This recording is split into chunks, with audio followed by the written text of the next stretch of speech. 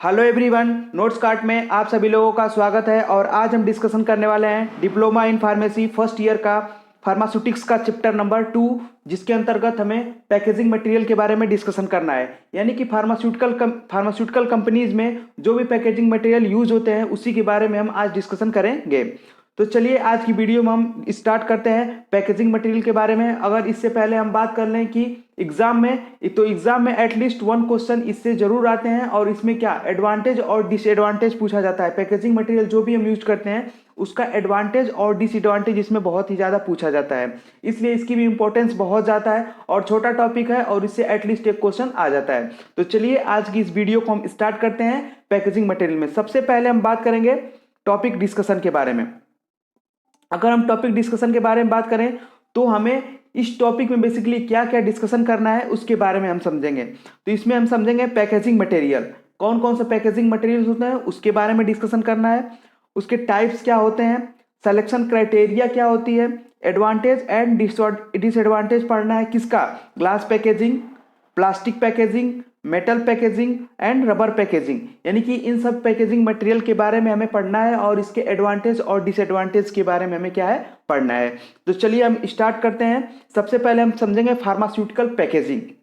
यानी कि pharmaceutical packaging होती क्या है, यानी कि हम पैक कर रहे हैं किसी भी मटेरियल को तो उससे हमें इंपॉर्टेंस क्या है, उसका लाभ क्या है, तो उसके बारे में हम डिस्कशन करते हैं।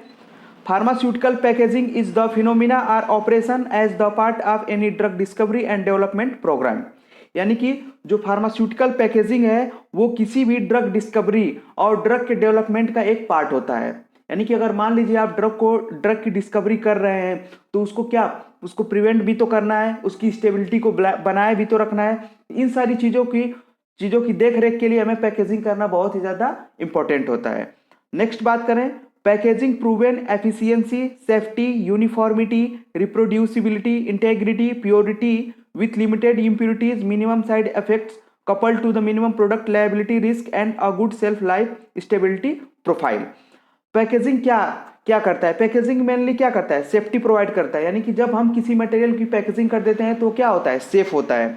ठीक है, जो उसकी यूनिफॉर्मिटी होती है, यानी कि जो यूनिफॉर्म मटेरियल मिला हुआ है वो क्या उसको यूनिफॉर्म नेचर उसका बना हुआ होता है।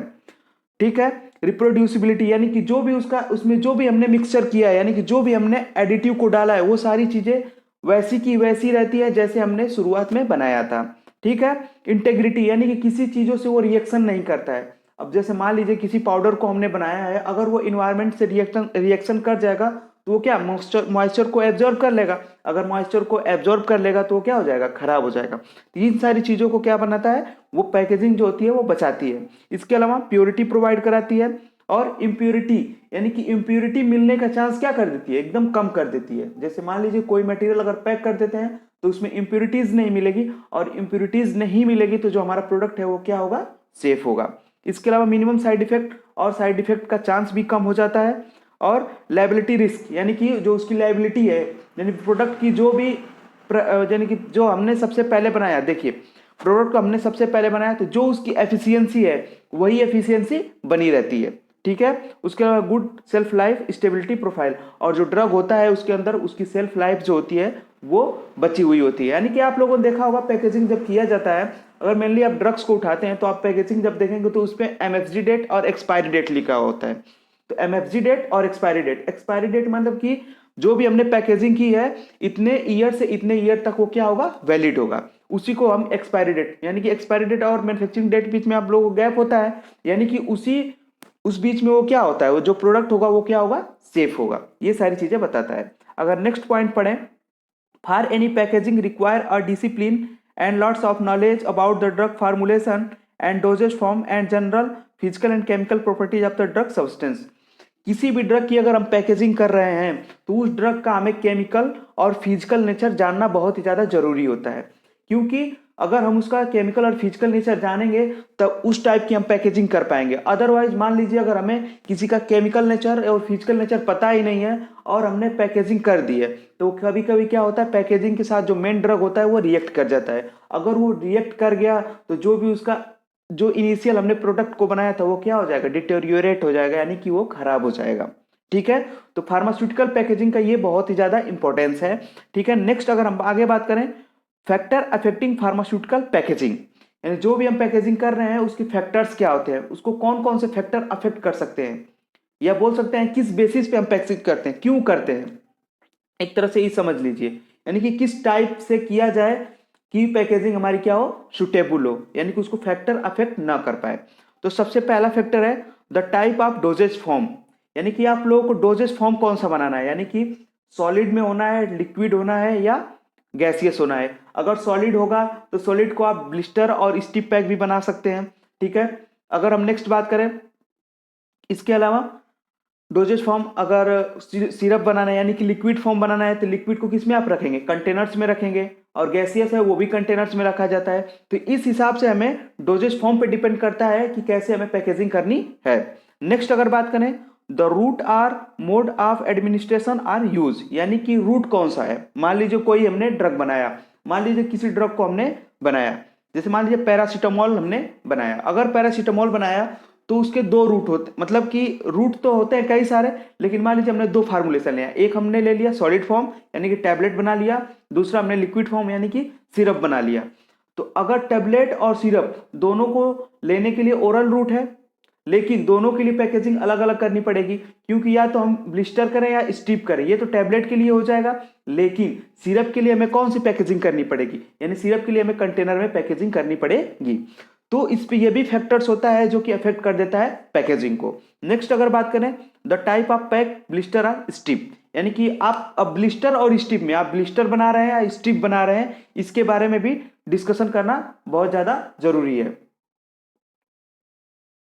ब्लिस्टर और स्ट्रिप पैकेजिंग, ब्लिस्टर पैकेजिंग में मेनली क्या होता है कि मतलब प्लास्टिक के बने हुए कुछ सांचे होते हैं, उसमें क्या टैबलेट को फिलअप कर दिया जाता है और उसके ऊपर से एल्यूमिनियम की फाइल को रैप कर दिया जाता है, ठीक है। तो उसे बोलते हैं ब्लिस्टर पैकेजिंग। जबकि स्ट्रिप पैकेजिंग में क्या होता है, एक एल्यूमिनियम की फॉइल पे टैबलेट को रख दिया जाता है और उसके बाद उसके ऊपर से फिर से एल्यूमिनियम फॉइल को कवर कर दिया जाता है, इसे बोलते हैं स्ट्रिप पैकेजिंग। तो ये दोनों पैकेजिंग भी डिपेंड करेगा कि आपकी फार्मास्यूटिकल पैकेजिंग कैसे करनी है। इसके बाद अगर नेक्स्ट पॉइंट देखें the mode of sales and marketing area, यानी कि आपका मार्केटिंग एरिया कौन कौन सा है। अगर मार्केटिंग एरिया किसी रूरल एरिया में है तो वहां पे जो पैकेजिंग होनी चाहिए थोड़ी स्ट्रांगली होनी चाहिए, क्योंकि वहां के रोड की कंडीशंस और वहां की अदर चीजों की कंडीशंस थोड़ी सी वीक होती है, इस हिसाब से आप लोगों को पैकेजिंग करना होगा। नेक्स्ट अगर बात करते हैं the mode of dispensing via a combined device pack, यानी कि किसी भी डिवाइस को अगर कंबाइंड फॉर्म में आपको भेजना है, जैसे मान लीजिए आप होलसेलिंग कर रहे हैं, तो होलसेलिंग में क्या होता है, कोई एक प्रोडक्ट तो लेगा नहीं, उसमें क्या होता है कंबाइंड पैक में ही आप लोगों को सेल्स करना होता है। तो उस हिसाब से भी आप लोगों को पैकेजिंग करना बहुत ज़्यादा जरूरी होता है कि उस हिसाब से यानी कि कंबाइंड फॉर्म में हम कैसे पैकेज कर सकते हैं, ये भी फैक्टर होता है जो कि पैकेजिंग को इफेक्ट करता है। नेक्स्ट अगर आप आगे बात करें टाइप ऑफ पैकेजिंग टेस्टिंग, तो कितने टाइप की पैकेजिंग टेस्टिंग होती है उसके बारे में हम डिस्कशन करते हैं। तो पहला होता है ड्रॉप टेस्टिंग। ड्रॉप टेस्टिंग का मतलब क्या होता है, ड्रॉप टेस्टिंग, दूसरा collapsibility test, vibration test, shock test, inclined impact test, revolving drum test, ये सारे टेस्ट होते हैं, यानी कि पैकेजिंग मटेरियल को टेस्ट करने के ये सारे सब टेस्ट होते हैं। हालांकि इसके बारे में डिटेल नहीं जानना है, फिर भी आप लोगों को मैं थोड़ा थोड़ा बता देता हूं, आप लोग इसको समझ लीजिएगा। सबसे पहले है ड्रॉप टेस्ट। ड्रॉप टेस्ट में मेनली क्या कर, जब आप पैकेजिंग कर लेते हैं उसके बाद आप लोगों को प्रोडक्ट को अलग अलग जगह से अलग अलग तरीके से उसको क्या करना होता है, ड्रॉप करना होता है।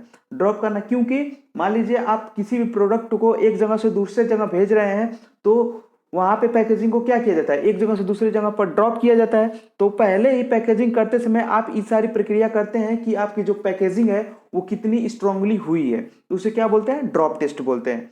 नेक्स्ट बात करें कोलैप्सिबिलिटी टेस्ट बोलते हैं। अब कोलैप्सिबिलिटी टेस्ट मेनली किसके लिए होता है, कंटेनर्स के लिए होते हैं। जो हम कंटेनर्स बनाते हैं उसके लिए कोलैप्सिबिलिटी टेस्ट होता है। जैसे मान लीजिए आप कोई क्रीम लगा रहे हैं, आप समझिएगा क्रीम लगा रहे हैं, अगर वो कोलैप्सिबल नहीं हुआ तो आप क्रीम लगा ही नहीं पाएंगे, अगर वो कोलैप्सिबल नहीं हुआ तो आप क्रीम लगा नहीं पाएंगे। तो ये भी एक टेस्टिंग होती है जो कंटेनर्स के लिए किया जाता है, कोई भी कंटेनर है कितना कोलैप्सिबल है, ठीक है। अगर नेक्स्ट बात करें वाइब्रेशन टेस्ट, तो वाइब्रेशन यानी कि मान लीजिए आप किसी भी प्रोडक्ट को एक जगह से दूसरे जगह भेज रहे हैं, तो भेजने में उसको क्या वाइब्रेशनल बहुत सारे मोशंस होंगे। जैसे मान लीजिए किसी वैन में आप प्रोडक्ट को भेज रहे हैं, एक प्लेस से दूसरे प्लेस पर भेज रहे हैं, तो वैन में क्या होगा, वाइब्रेशन भी आएंगे और शॉक भी आते हैं, उसमें बहुत ज़्यादा शॉक भी आएंगे। तो वो सारी चीज़ें क्या की जाती है, पहले ही जब आप मैन्युफैक्चरिंग कर रहे हैं तो ये सारी टेस्टिंग परफॉर्म कर ली जाती है कि आपका जो प्रोडक्ट है कितना इन सारी चीज़ों के दौरान भी सेफ रह रहा है। तो ये सारी चीज़ों की टेस्टिंग होती है। नेक्स्ट बात करें, इंक्लाइंड इम्पैक्ट टेस्ट होता है। इंक्लाइंड इम्पैक्ट टेस्ट का मतलब होता है कि जो आप ड्रॉप कर रहे थे, यानी कि जो भी आप प्रोडक्ट को ड्रॉप कर रहे हैं जगह जगह से उसको इंक्लाइनली ड्रॉप किया जाता है, किसी भी इंक्लाइन प्लेन में ड्रॉप किया जाता है। अगर उस पर ड्रॉप करके देखा जाता है कि आपका जो पैकेजिंग हुआ है वो कम्प्लीटली अच्छी है या नहीं है। नेक्स्ट अगर बात करें, रिवॉल्विंग ड्रम टेस्ट होता है। रिवॉल्विंग ड्रम टेस्ट एक इंस्ट्रूमेंटल होता है। इसमें क्या होते हैं, रिवॉल्विंग ड्रम होते हैं, उसके ऊपर आप पैकेजिंग मटेरियल को रख देते हैं और उसके बाद उसको क्या किया जाता है, रिवॉल्व किया जाता है। रिवॉल्विंग के दौरान अगर आपकी पैकेजिंग मटेरियल अच्छी है, यानी पैकेजिंग आपने अच्छे से की है, तो आपका प्रोडक्ट क्या होता है, पास आउट हो जाता है, यानी कि उसको फिर से मार्केट में रिलीज करने के लिए भेज दिया जाता है। इसके अलावा अगर आप आगे पढ़ेंगे एम्पूल या क्रीम्स वगैरह पढ़ेंगे तो उसमें इसके अलावा भी बहुत सारी टेस्टिंग की जाती है, जैसे लीकेज टेस्टिंग, क्लियरिटी टेस्टिंग। तो वहां पे बहुत सारी चीजें आगे भी टेस्टिंग करने के लिए मिलती है। नेक्स्ट आगे हम बात करेंगे ideal characteristic of the packaging. कोई भी आप पैकेजिंग कर रहे हैं तो उसकी आइडियल कैरेक्टरिस्टिक प्रॉपर्टीज क्या होनी चाहिए, याद रखिएगा आपके सिलेबस में दिया है सिलेक्शन क्राइटेरिया। सिलेक्शन क्राइटेरिया, तो सिलेक्शन क्राइटेरिया का मतलब है कि आप जो सिलेक्शन कर रहे हैं उसके लिए क्या इंपॉर्टेंस है, यानी कि सिलेक्शन क्यों सेलेक्ट कर रहे हैं पैकेजिंग मटेरियल को, यानी कि उसकी कैरेक्टरिस्टिक क्या होनी चाहिए। तो अगर आपको सिलेक्शन क्राइटेरिया डायरेक्ट पूछा जा रहा है तो अगर आप उसकी आइडियल कैरेक्टरिस्टिक्स भी लिख देते हैं तो आपका आंसर क्या होगा, सही हो जाएगा। तो सबसे पहले हम बात करेंगे, पहला point, provide the high degree of protection against any contamination like environment as well as artificial issues. यानी कि जो भी हम पैकेजिंग कर रहे हैं वो हमारे प्रोडक्ट को कंटामिनेशन से बचाए। जैसे कंटामिनेशन कैसे हो सकता है, या तो इन्वायरमेंटल हो सकता है या तो आर्टिफिशियल हो सकता है। जैसे इन्वायरमेंटल का मतलब नेचुरल जैसे कि बारिश हो गया, धूप हो गया, इन सारी चीज़ों से भी कंटामिनेशन हो सकता है। और आर्टिफिशियल यानी कि मैन मेड, हम बना रहे हैं तो कोई कंटामिनेशन हो जाए उससे भी बचाए, इसीलिए पैकेजिंग करनी चाहिए। नेक्स्ट बात करें, do not show any incompatibility physical और chemical with the product material. यानी कि हम जो पैकेजिंग कर रहे हैं, यानी कि जो भी पैकेजिंग मटेरियल चूज कर रहे हैं वो हमारे प्रोडक्ट, यानी जो भी हमने प्रोडक्ट को पैकेज किया है वो उसके साथ कोई भी फिजिकली और केमिकली कोई रिएक्शन शो ना करे। ये सारी चीजें भी डिस्कशन करेंगे, ठीक है। ये होता है ideal characteristic. Easy to handling, storage and transport according to the customer convenience. यानी कि जो भी हम पैकेजिंग मटेरियल, यानी कि जो भी हम पैकेजिंग कर रहे हैं वो क्या हो, इजी, हैंडलिंग में इजी हो, स्टोरेज में इजी हो और ट्रांसपोर्ट में इजी हो। अगर ये सारी चीजें हैं तो वो क्या है, उसकी आइडियल कैरेक्टरिस्टिक प्रॉपर्टी हो जाएगी। नेक्स्ट अगर बात करें, easy to sterilization method and easy participate in the recycling process. यानी कि जो भी हमारा पैकेजिंग मटेरियल है वो क्या होना चाहिए, इजी स्टरलाइजेशन, इजीली क्या होना चाहिए, स्टरलाइज हो जाना चाहिए। और उसके अलावा रिसाइकलिंग होना चाहिए, यानी कि इजीली रिसाइकल हो जाना चाहिए, यानी कि एक फॉर्म से दूसरे फॉर्म में उसको चेंजेबल हो जाना चाहिए। ये होता है ideal characteristic of the packaging material, ठीक। नेक्स्ट अगर बात करें, show more longevity and high printing property. यानी कि हाई उसकी लॉन्गेविटी, यानी कि उसकी जो ड्यूरेशन है, यानी कि जो भी हमने पैकेजिंग मटेरियल चुना है उसकी जो ड्यूरेशन है वो लंबे समय तक चलती रहे। और उसकी प्रिंटिंग प्रॉपर्टीज भी होनी चाहिए, यानी कि प्रिंटिंग प्रॉपर्टीज अच्छी रहेगी, यानी कि अगर आप अट्रैक्टिव प्रिंटिंग बना लेते हैं तो भी मार्केटिंग करने में बहुत ही अच्छा होता है। नेक्स्ट अगर बात करें, अफोर्डेबल इकोनॉमिकल वैल्यू, और इकोनॉमिकल वैल्यू के हिसाब से होना चाहिए, ठीक है, ज़्यादा कॉस्टली ना हो, ठीक है, इस हिसाब से भी होना चाहिए। यह होती है ideal characteristic of the packaging material, यानी कि यही हो सकता है सिलेक्शन क्राइटेरिया। नेक्स्ट अगर हम बात करें टाइप ऑफ पैकेजिंग, कितने टाइप की पैकेजिंग होती है उसके बारे में हम डिस्कशन करते हैं। Primary packaging, direct contact with the material, this type of packaging is often intended for end user or consumer, so it is called consumer unit packaging. यानी कि ये प्राइमरी पैकेजिंग जब आप करते हैं, जैसे स्ट्रिप या ब्लिस्टर आप बनाते हैं, तो जो भी हमारी पैकेजिंग मटेरियल होता है वो डायरेक्ट हमारे टैबलेट या कैप्सूल से क्या होता है, टच में होता है, ठीक है, इसीलिए उसको बोलते हैं direct contact with material. Direct होता है हमारे मटेरियल के साथ, और उसके अलावा डायरेक्ट कंज्यूमर के पास, यानी कि जो भी कंज्यूमर है उसके पास वो उसी फॉर्म में जाएगा। अब जैसे मान लीजिए कि टैबलेट की पैकेजिंग की, तो आप अगर टैबलेट का मतलब एक स्ट्रिप ले रहे हैं तो डायरेक्ट आपके पास पहुंचा, वो प्राइमरी पैकेजिंग के रूप में पहुंचा। लेकिन अगर कोई उसको एक वन बॉक्स परचेज कर रहा है तो उसमें बॉक्सेस की जो रैपिंग हो गई उसको क्या बोलेंगे हम, सेकेंडरी पैकेजिंग बोलेंगे। ठीक है, आगे देखते हैं सेकेंडरी पैकेजिंग, तो उसे बोलते हैं प्राइमरी पैकेजिंग। जैसे strips, blisters, bottle, spray can, ये सारी चीजें क्या होती हैं, प्राइमरी पैकेजिंग होती है। यानी कि मेनली प्राइमरी पैकेजिंग जो मटेरियल्स होते हैं वो क्या करते हैं, डायरेक्ट हमारे मटेरियल के कांटेक्ट में होते हैं। नेक्स्ट अगर बात करें secondary packaging, these types of packaging apply outside of the primary packaging and it facilitates the handling of smaller product by combining them into single pack, example boxes. यानी कि secondary packaging mainly क्या होता है, इसमें जो हमारी primary packaging हुई है उसको क्या किया जाता है, एक साथ कंबाइंड फॉर्म में एक बॉक्स में एडजस्ट कर दिया जाता है और उसी को हम क्या बोलते हैं, सेकेंडरी पैकेजिंग बोलते हैं। उसे क्या बोलते हैं, सेकेंडरी पैकेजिंग। जैसे example boxes. Tertiary packaging, it is used for bulk handling and shipping. यानी कि जब आप लोगों को एक जगह से दूसरे जगह पे प्रोडक्ट को भेजना होता है तो आप उसको जो भी पैकेजिंग करते हैं उसको क्या बोलते हैं, टर्सरी पैकेजिंग बोलते हैं।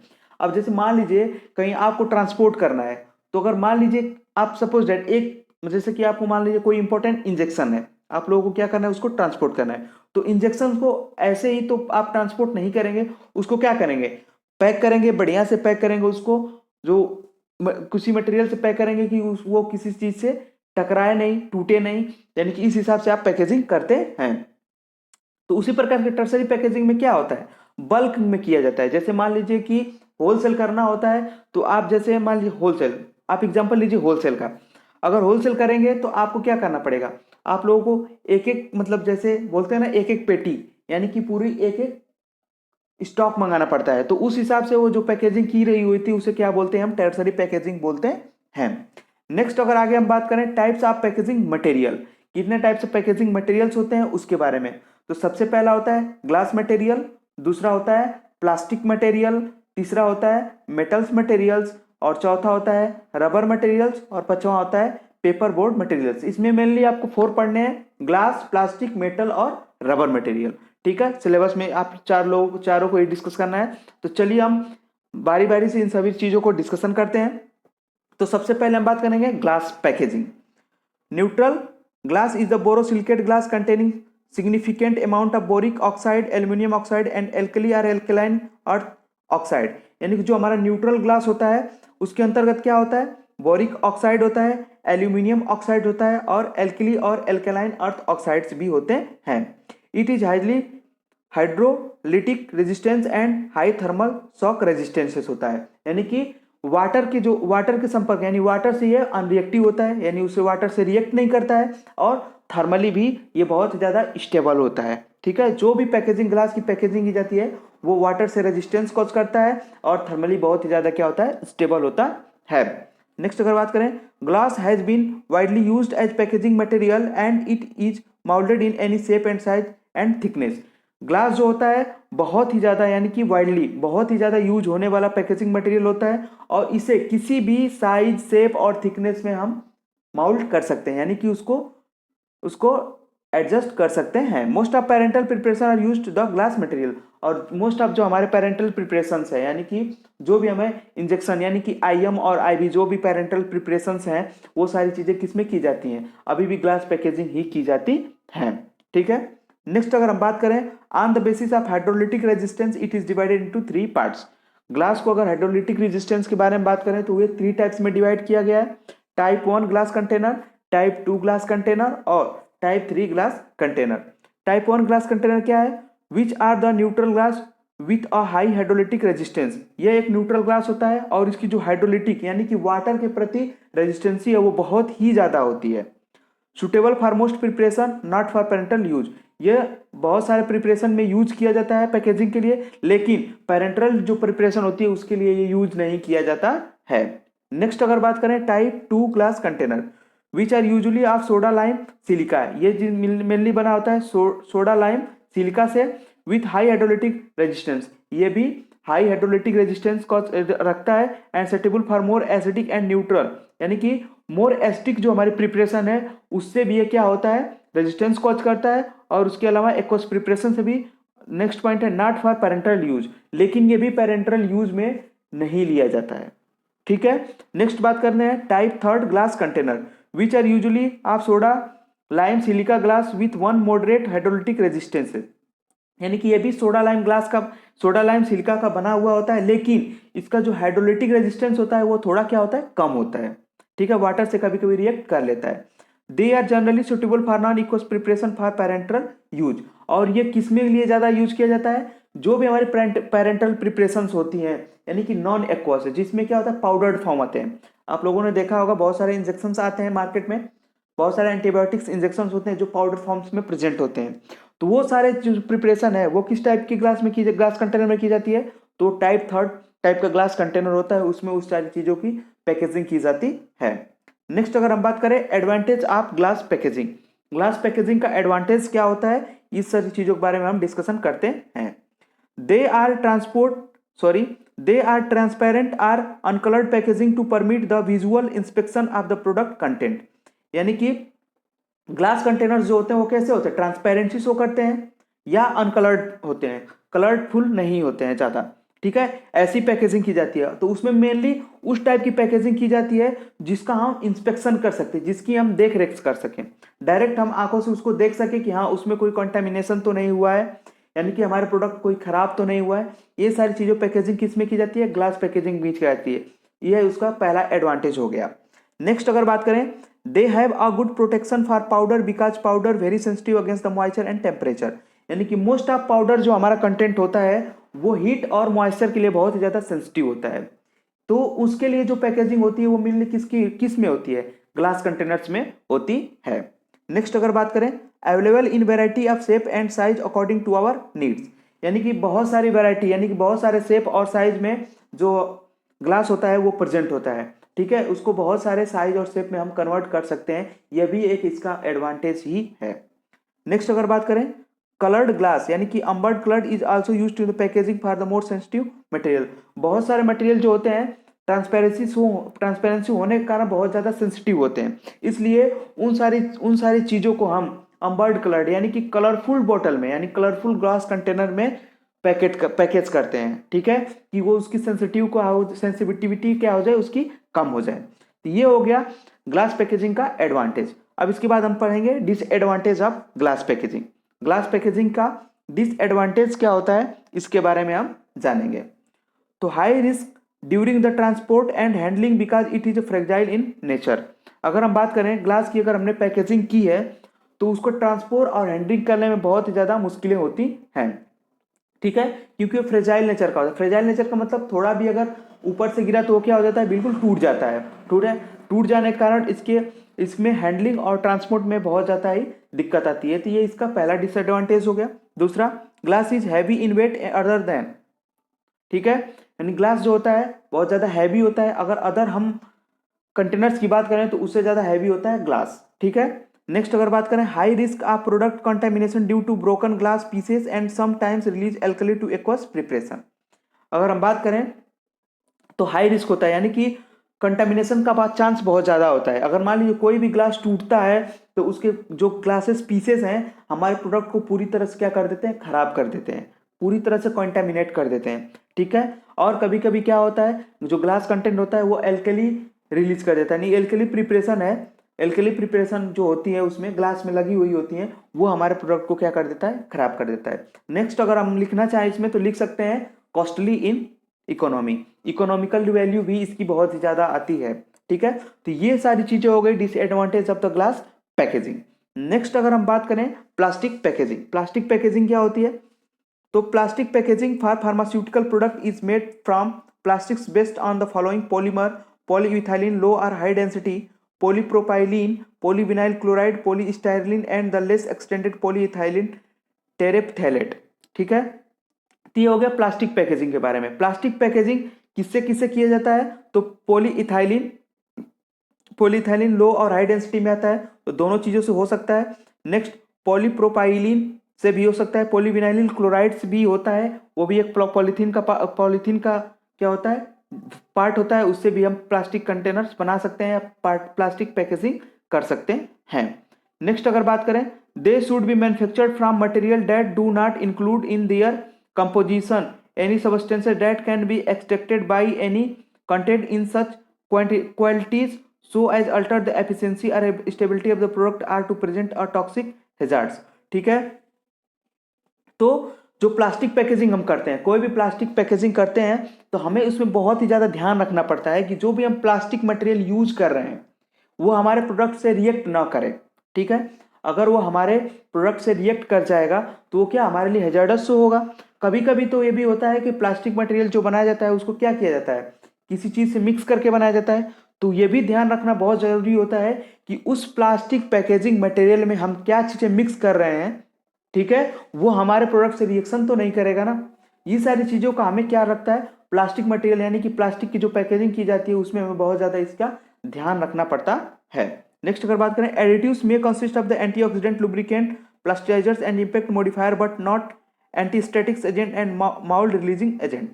तो एडिटिव्स, बहुत सारे एडिटिव्स का यूज किया जाता है प्लास्टिक मैन्युफैक्चरिंग में या प्लास्टिक पैकेजिंग मटेरियल बनाने में। उसमें एडिटिव्स, एंटीऑक्सीडेंट डाले जाते हैं, लुब्रिकेंट्स भी डाले जाते हैं, प्लास्टिसाइजर्स भी यूज किया जाता है, लेकिन उसमें एंटीस्टैटिक्स एजेंट नहीं डाला जाता है।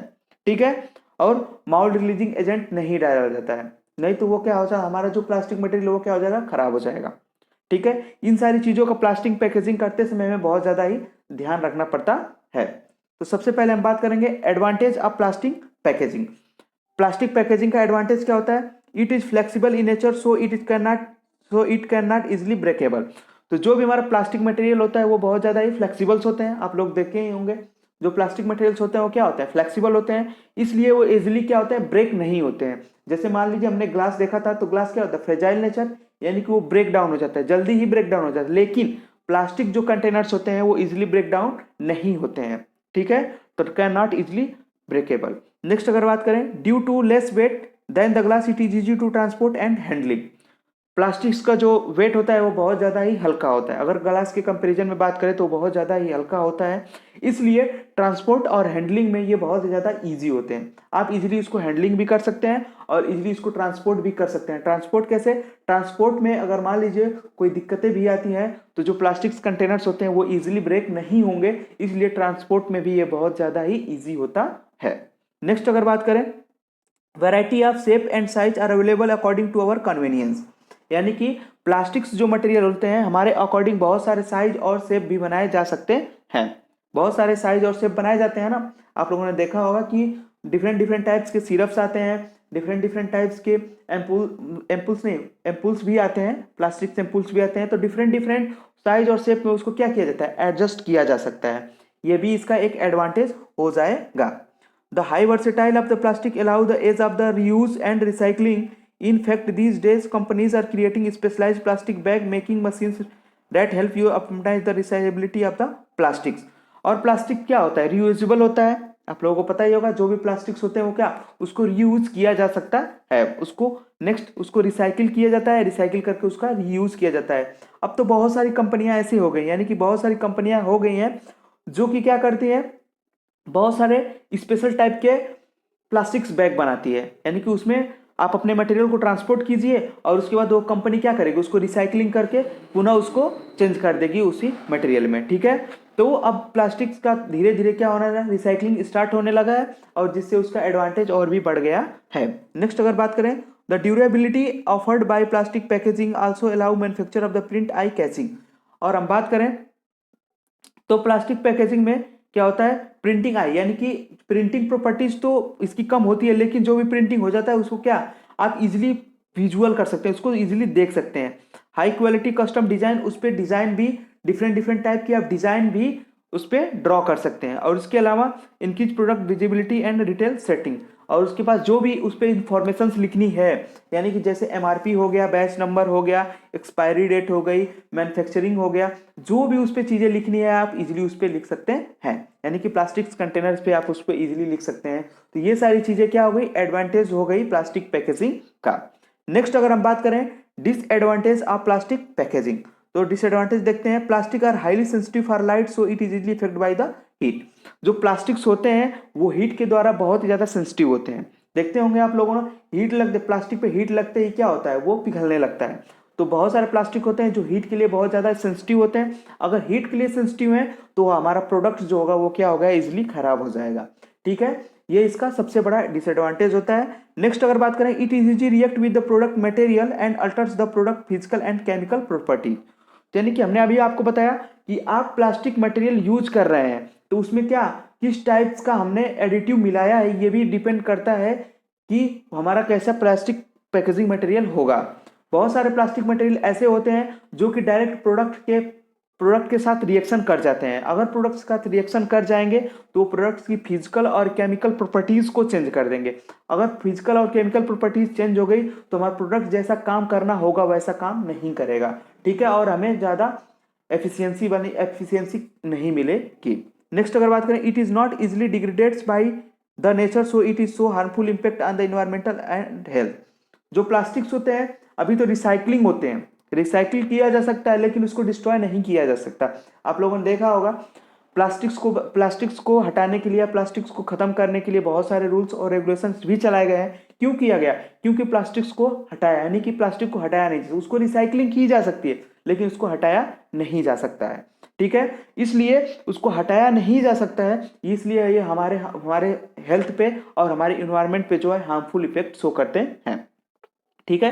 प्लास्टिक्स का इसलिए बहुत ही ज़्यादा मिसयूज भी होता है, ठीक है। इसलिए आप लोगों से रिक्वेस्ट है कि कभी कभी आप लोग प्लास्टिक्स का कम से कम यूज़ किया करें, ठीक है, प्लास्टिक कम से कम यूज़ किया करें, ठीक। नेक्स्ट आगे बात करते हैं, plastic show the poor longevity and poor printing. जो प्लास्टिक होता है उसके बाद पुअर लॉन्गेविटी, यानी कि लंबे समय तक वो नहीं चल पाता है, लंबे समय तक नहीं, वो क्या होता है धीरे धीरे क्या होने लगता है, वो अपने उसमें मॉडिफिकेशन आने लगते हैं, ठीक है। और वो पुअर प्रिंटिंग, और उसकी प्रिंटिंग जो होती है पुअर कैपेबिलिटी होती है, ठीक है, इसलिए वो उसका सबसे बड़ा ये डिसएडवांटेज होता है। नेक्स्ट अगर बात करें मेटल पैकेजिंग, मेटल पैकेजिंग क्या होती है? Metal is one of the way for packaging of the most hazardous substances. The metal commonly used for this purpose are aluminium foil, tin plate, steel, lead, etc. Metal are used in most of the collapsible tube packaging. जो metal होता है ये metals किसके लिए use किया था? Most hazardous substances. Hazardous मतलब बहुत ही ज़्यादा खतरनाक, जो भी हमारे खतरनाक सब्सटेंसेस होते हैं उसमें उसके लिए पैकेजिंग कौन सी की जाती है? तो मेटल की पैकेजिंग की जाती है, क्योंकि अगर आप मेटल्स की पैकेजिंग करते हैं तो वो इजीली उससे बाहर नहीं जा पाएगा, ठीक है। अब इजीली उससे बाहर नहीं जा पाएगा तो हमारे हेल्थ पे क्या करेगा? कोई इफेक्ट नहीं दे पाएगा। इसी प्रकार मेटल्स का यूज किया जाता है मेनी हेजार्डस केमिकल्स के लिए। नेक्स्ट अगर बात करें, उसमें बहुत सारे मेटल में कौन कौन सा होता है? एल्यूमिनियम फॉइल्स होता है, टिन प्लेट होता है, स्टील लेड्स होते हैं। मेटल्स जनरली मेटल्स का यूज कैसे किया जाता है? कोलेस्ट्रॉल ट्यूब बनाने में। आप बहुत सारे क्रीम्स देखेंगे जिसमें क्या होता है? मेटल्स का यूज किया जाता है। अब वो मेटल्स जो होता है वो क्या होता है? बहुत ही ज्यादा कोलेक्सिबल होता है। अभी हमने आपको कोलेस्ट्रॉल टेस्ट बताया था, तो उसी टाइप्स का होता है, उसमें कोलेस्टिबिलिटी बहुत ज़्यादा होती है। अब कोलेस्ट्रॉल होता है तो इजीली आप क्रीम को बाहर निकाल लेते हैं। अगर वो कोलेस्ट्रॉल नहीं हुआ, मान लीजिए मेटल अगर कोलेप्सिबल नहीं हुआ तो आप क्रीम को कैसे निकाल पाएंगे? नहीं निकाल पाएंगे, ठीक है। Next, the common express used to describe such as the process of the canning canned food become important part of the human diet and developed country during the past centuries. यानी कि कैनिंग यानी can, जो भी आप देखें वो cold drinks का आप लोगों ने कैंस देखा होगा, वो किसका बना होता है? मेटल्स का बना होता है। तो जो भी कैन पैकेजिंग होती है वो किसके द्वारा होती है? मेटल्स के द्वारा होती है। वो उसे क्या बोलते हैं? हम मेटल पैकेजिंग बोलते हैं। बहुत सारे ड्रग भी होते हैं, यानी कि बहुत सारे स्प्रे भी होते हैं। जो ड्रग में जो स्प्रे होते हैं वो किस टाइप में आते हैं? तो वो मेटल पैकेजिंग में ही आते हैं, ठीक है। आई होप आप सभी लोगों को समझ में आ रहा होगा। चलिए ठीक है, आगे बढ़ते हैं। Next, metal advantage of metal packaging. Metal packaging का अगर एडवांटेज बात करें, metal covering is impermeable for the light, moisture and gases, so it provide the high degree of protection against the environmental issues. जो हमारा metals होता है वो बहुत ज़्यादा इम्परमिएबल होता है, लाइट के लिए इम्परमिएबल होता है, मॉइस्चर के लिए और गैसेस के लिए बहुत ज़्यादा इम्परमिएबल होता है। इसलिए वो high degree of protection provide कराता है। जो भी हमारा मटेरियल है उसको क्या प्रोटेक्शन प्रोवाइड कराता है against the environmental issues. Environmental के अकॉर्डिंग या आर्टिफिशियली बहुत ही ज़्यादा वो क्या प्रोटेक्शन प्रोवाइड कराता है। ये इसका सबसे बड़ा एडवांटेज होता है, ठीक है। और due to hardness of the metal it is not easily breakable and easily in transport and handling. यानी कि अगर बात करें तो ये बहुत ही ज़्यादा क्या होता है? मेटल्स कैसे होते हैं? कठोर होते हैं, तो उसको इजीली क्या किया जाता है? ट्रांसपोर्ट किया जा सकता है, ट्रांसपोर्ट और हैंडलिंग कर किया जा सकता है, क्योंकि वो क्या होते हैं? ब्रेकेबल नहीं होते हैं। और सबसे बड़ा एडवांटेज आप लोगों को पता होना चाहिए कि मेटल की पैकेजिंग हैजार्डस सब्सटेंसेस फील किए जाती हैं, क्योंकि हैजार्डस सब्सटेंस बहुत ज़्यादा खतरनाक होते हैं हमारे हेल्थ के लिए। इसलिए आप लोगों ने देखा होगा कि बहुत सारे जो पॉइजनस होते हैं वो किस में आते हैं, मेटल्स की पैकेजिंग में आते हैं। क्यों आते हैं? क्योंकि बहुत ज़्यादा हैजार्डस होते हैं, इसलिए उसको मेटल में पैकेज किया जाता है। नेक्स्ट अगर बात करें, they are light in weight compare to the glass container. जो भी हमारा ग्लास कंटेनर होता है उससे इनका वेट जो होता है वो लाइट होता है, लेकिन प्लास्टिक से ज़्यादा होता है। तो एडवांटेज कहीं ना कहीं इसका एडवांटेज है किसके कंपैरिजन में? ग्लास के कंपैरिजन में। अगर ग्लास की पैकेजिंग करनी है, मेटल की पैकेजिंग करनी है, तो हम आप कैसे करेंगे? मेटल की पैकेजिंग करेंगे अगर आपको वेट से रिलेटेड कोई प्रॉब्लम होगी तो। नेक्स्ट अगर बात करें, attractive labels are easily printed on the surface of metal. और जो मेटल की जो प्रिंटिंग जो प्रॉपर्टी होती है वो बहुत ज़्यादा बढ़िया होती है। क्यों? क्योंकि उस पर आप इजिली प्रिंट कर सकते हैं, किसी भी चीज़ को अच्छी प्रकार से प्रिंट कर सकते हैं जो कि इजिली नहीं मिटेगा।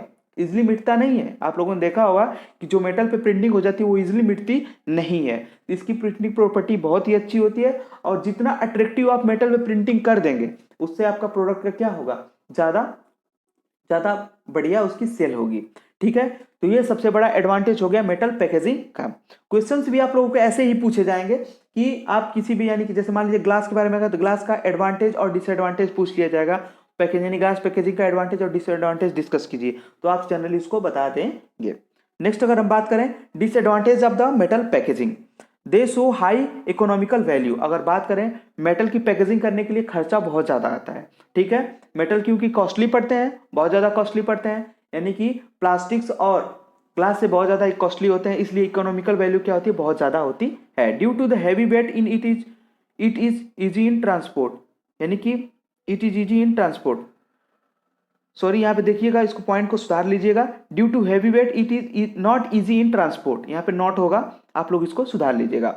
डिसएडवांटेज क्या होगा इसका कि ये हैवी वेट होता है, इसका भी क्या होता है, वेट हैवी होता है, इसलिए इसको इजीली ट्रांसपोर्ट नहीं किया जा सकता है।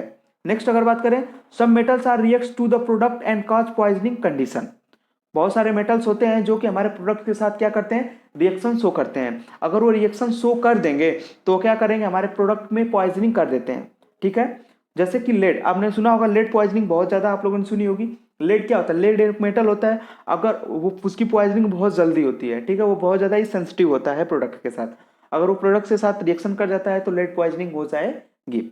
नेक्स्ट अगर बात करें, rusting is cause in the some metals by absorbing the moisture.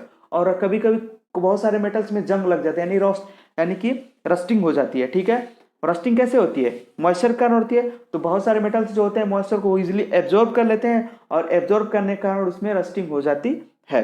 तो ये हो गया इसका सबसे बड़ा डिसएडवांटेज। नेक्स्ट अगर हम बात करें रबर पैकेजिंग, तो रबर पैकेजिंग क्या होती है इसके बारे में भी हम समझ लेते हैं। Rubber is used mainly for the construction of closure meant for vials, transfusion, fluid bottles, dropping bottles and as washer in many other types of the products.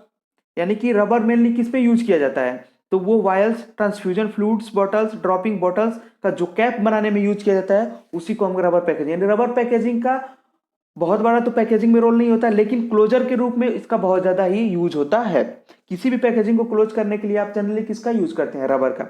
Rubber का यूज इसलिए किया जाता है क्योंकि वो इजिली प्रोडक्ट के साथ react नहीं करता है और बहुत ज़्यादा ही रेजिस्टेंसी कॉज करता है ड्यू टू वाटर या ड्यू टू हीट। ठीक, नेक्स्ट अगर बात करें, the main type of rubber used in the pharmaceutical product include natural rubber, यानी कि फार्मास्यूटिकल इंडस्ट्री में नेचुरल रबर यूज किया जाता है, neoprene, nitrile, butyl chlorobutyl, bromobutyl and silicone. ये सारे रबर के टाइप्स होते हैं, इनका यूज किया जाता है रबर पैकेजिंग में। नेक्स्ट पॉइंट अगर बात करें, silicon is the most expensive and although the most inert, यानी सिलिकॉन जो होता है बहुत ही ज़्यादा कॉस्टली होता है। एक्सपेंसिव मतलब बहुत ज़्यादा यूज करेगा किया तो जाता है, लेकिन बहुत ज़्यादा एक्सपेंसिव होता है। इसके अलावा ये इनर्ट होता है। Is readily permeable to moisture, यानी कि रेडली होता है परमिएबल, यानी कि परमिएबल होता है मॉइस्चर से, gas and absorbent to certain preservative.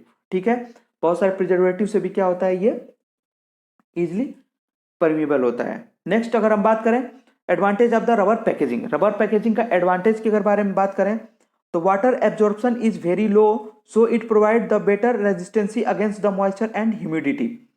अगर हम रबर की पैकेजिंग करते हैं तो उसकी वाटर रेजिस्टेंसी पावर क्या होती है, बहुत ज़्यादा, सॉरी हाँ, वाटर की रेजिस्टेंसी पावर बहुत ज़्यादा, यानी कि वाटर एब्जॉर्प्शन क्या होता है, लो होता है, यानी कि वाटर की रेजिस्टेंसी ज़्यादा होती है। कंफ्यूज मत होइएगा, क्योंकि वाटर एब्जॉर्प्शन लो होगा या वाटर की प्रति रेजिस्टेंसी वो ज्यादा होगी। ठीक है, so it provide the better resistancy against the moisture and humidity. Next अगर बात due to the stretchable nature it is easy to handling and transport. आप लोगों ने रबर को देखा होगा, वो उसका नेचर कैसे होता है, स्ट्रेचेबल होता है, इसलिए वो हैंडलिंग और ट्रांसपोर्ट में बहुत ज़्यादा हेल्पफुल होता है। आप कितना हो भी ट्रांसपोर्ट और हैंडलिंग कीजिए, वो इजिली खराब नहीं होता है क्योंकि वो स्ट्रेचेबल नेचर का होता है। It is cheaper material than metal and glass, यानी कि अगर हम बात करें मेटल और ग्लास की बात करें तो ये क्या होता है, चीप होता है, इससे सस्ता होता है। It show goods economical value, और इसकी इकोनॉमिकल वैल्यू भी क्या होती है, गुड्स होती है, ज़्यादा कॉस्टली नहीं पड़ता है। नेक्स्ट अगर बात करें, most of the rubber material used for the closing apparatus and provide additional protection against any contamination. तो सबसे पहले अगर बात करें तो रबर का मेनली यूज किस में किया जाता है, तो क्लोजिंग apparatus, यानी कि किसी भी apparatus को क्लोज करने के लिए रबर का ज्यादा यूज किया जाता है। अब रबर का ज्यादा उसमें यूज होता है तो वो और उसके अलावा जो हमारा रबर होता है वो हमारे केमिकल से बहुत ही ज्यादा कम रिएक्ट करता है, जिसके कारण कंटेमिनेशन का चांस कम होता है। ऐसा नहीं है कि हमारे केमिकल्स का रिएक्शन नहीं करता, करता जरूर है वो, लेकिन उसका कंटेमिनेशन यानी कि रिएक्शन करने का जो ड्यूरेशन होता है वो कम होता है। तो सबसे पहले आप लोग याद रखिएगा। अभी आप लोगों को डिसएडवांटेज में हम बताते हैं। बताना क्या है, यही कहना चाहते हैं कि डिसएडवांटेज सबका एक आप लिख सकते हैं, अपने मन से लिख सकते हैं, मटेरियल के साथ रिएक्शन, यानी कि कोई भी जो हमारा पैकेजिंग मटेरियल है ऐसा कोई नहीं है जो हमारे साथ जो प्रोडक्ट के साथ इनर्ट हो, कभी ना कभी वो रिएक्शन कर लेता है। इसके लिए आप डिसएडवांटेज में ये पॉइंट एक्स्ट्रा ऐड कर सकते हैं। चलिए फिलहाल एडवांटेज में बात करते हैं। Next point, nitrile rubber is the heat resistance and oil resistant due to presence of the nitrile group. और नाइट्राइल रबर का यूज अगर हम कर रहे हैं तो वो बहुत ज्यादा हीट रेजिस्टेंस और ऑयल रेजिस्टेंसी कॉज करता है।